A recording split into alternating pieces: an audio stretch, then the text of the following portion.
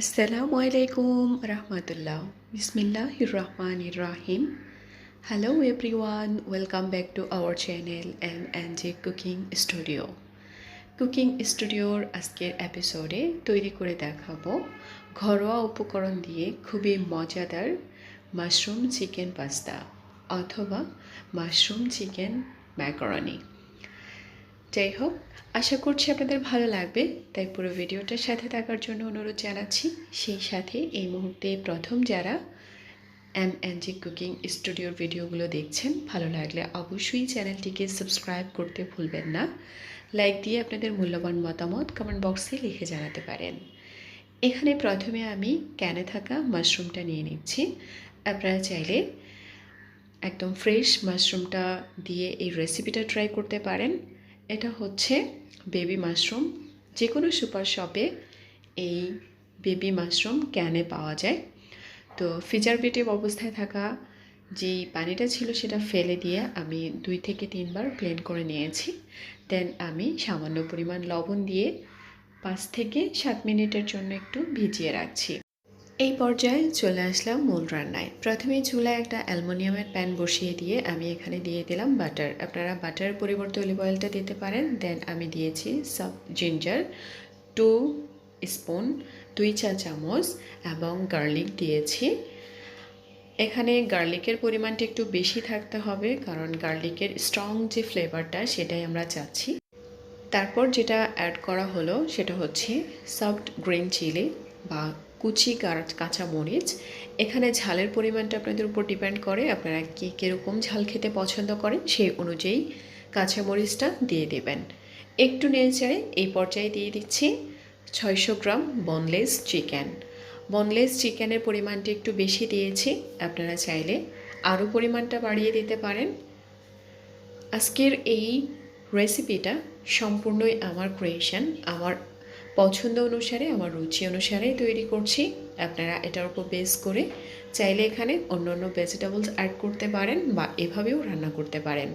দিয়ে দিচ্ছি এই পর্যায়ে 1/2 চা চামচ ব্ল্যাক পেপার পাউডার, কালো গোলমরিচের গুঁড়া। এটা 1/2 চা চামচ পরিমাণে এনাফ আজকের উপকরণের জন্য। অলরেডি চিকেন থেকে কিছুটা পানি ছেড়ে গেছে। দেন আমি এখানে দিয়ে দিচ্ছি বেবি মাশরুম 1 কাপ। বেবি মাশরুমগুলোকে আমি ছোট ছোট করে একদম পাতলা স্লাইস করে নিয়েছি। আপনারা কিউব করেও কেটে দিতে পারেন, একদমই চিকেনের সাইজেও কেটে নিতে পারেন, এটা আপনাদের পছন্দ অনুসারে। যাই হোক, অলরেডি কিন্তু এখানে পানি অনেকটাই বের হয়েছে। আমি এই পর্যায়ে দিয়ে দিচ্ছি স্বাদ অনুযায়ী লবণ। শুরু থেকে যদি আমি লবণটা দিতাম তাহলে কিন্তু চিকেন থেকে অনেকটাই পানি বের হতো, এতে করে বাটার এবং আদা রসুনের যে ফ্লেভারটা সেটা খুব ভালোভাবে চিকেনের মধ্যে ঢুকতো না বা চিকেনটাকে বাটার মধ্যে ভালোভাবে ভেজে নেওয়া হতো না। এই পর্যায়ে আমি দিয়ে দিচ্ছি পাতলা স্লাইস করে কেটে রাখা ক্যারট 1 কাপ, গাজরটা দেওয়ার অর্থ হলো একটু ভেজিটেবলস অ্যাড হলো আর কালারের ভেরিয়েশন হলো, কালারটাও আসলে খুব সুন্দর। এই পর্যায়ে আমি সামান্য পরিমাণ, একদমই 1/2 কাপের চেয়েও কম পরিমাণে পানি অ্যাড করলাম পুরোপুরি চিকেন এবং গাজরটা ফাইনালি বয়েলড হওয়ার জন্য। দেন 2 থেকে 3 মিনিট পর এই পর্যায়ে দিয়ে দিচ্ছি বয়েলড ম্যাকারনি। ম্যাকারনির সঠিক পরিমাপটা আমি বলতে পারছি না, কারণ এটা মেপে নেওয়া হয়নি। প্রায় এখানে 3 কাপের মতোই হবে বয়েলড করার পর। এই পর্যায়ে আমি দিয়ে দিচ্ছি ওয়েস্টার সস 1.5 টেবিল চামচ। দেন আবার একটু মিশিয়ে নিচ্ছি। এই ধরনের রান্নার মধ্যে বা এই ধরনের রেসিপির মধ্যে সসেসের ব্যবহারগুলো খুবই টেস্ট বাড়িয়ে দেয়। এই পর্যায়ে আমি দিয়ে দিচ্ছি সয়া সস প্রায় 3 টেবিল চামচের মতো। দেন আমি আরও কিছু সস অ্যাড করব। তার আগে এখানে দিয়ে দিচ্ছি প্রায় 80% কুকড হওয়ার পর কিউব করে রাখা পেঁয়াজ। এই পর্যায়ে দিলে এটার ক্রাঞ্চি ভাব থাকবে, একটু সুইটনেস থাকবে, বা এটার খুব বেশি একটা সফট হবে না, দেখতে এবং খেতে খুবই ভালো লাগবে। দেন আমি এখানে দিয়ে দিয়েছি টমেটো সসের পরিমাণ একটু বেশিই দিলাম, কারণ টমেটো সস দিলে আমার কাছে নুডলস অথবা পাস্তা রান্না করার ক্ষেত্রে খুবই ভালো লাগে। আপনাদের প্রয়োজন অনুসারে অ্যাড করতে পারেন। আজকের এই রেসিপিটা যেহেতু আমার নিজের আদলে তৈরি করা, সো এখানে ধরাবাঁধা কোনো ধরনের পরিমাপ নেই। আমার পছন্দ অনুসারে যেটা আমি তৈরি করেছি সেটাই আপনাদের মাঝে শেয়ার করলাম। আশা করছি আপনাদের কাছে সহজ এবং ভালো লাগবে। ফাইনালি আমি 2 মিনিটের জন্য চুলার আঁচটা লো করে ঢেকে দিয়েছি। তারপরে চলে যাব সার্ভ করার জন্য। তো বন্ধুরা, রেডি টু সার্ভ।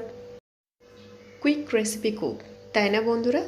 খুবই তাড়াতাড়ি এই মজাদার রেসিপিটা কিন্তু অলরেডি তৈরি হয়ে গেছে। এখন গরম গরম টেস্ট করার পালা। কেমন লেগেছে অবশ্যই আপনাদের মূল্যবান মতামত কমেন্ট বক্সে লিখে জানাবেন।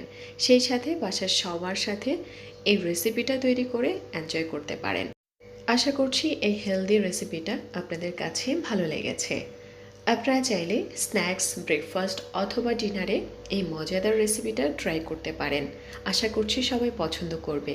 আজ এই পর্যন্তই। আবারও কথা হবে অন্য কোনো এপিসোডে। সেই পর্যন্ত মহান আল্লাহ তাআলা আমাদের সকলকে সুস্থ সুন্দর রাখুক, আমরা যে যেখানেই আছি। অনেক অনেক ধন্যবাদ আপনাদের মূল্যবান সময় নিয়ে এতক্ষণ সাথে থাকার জন্য। আল্লাহ হাফেজ।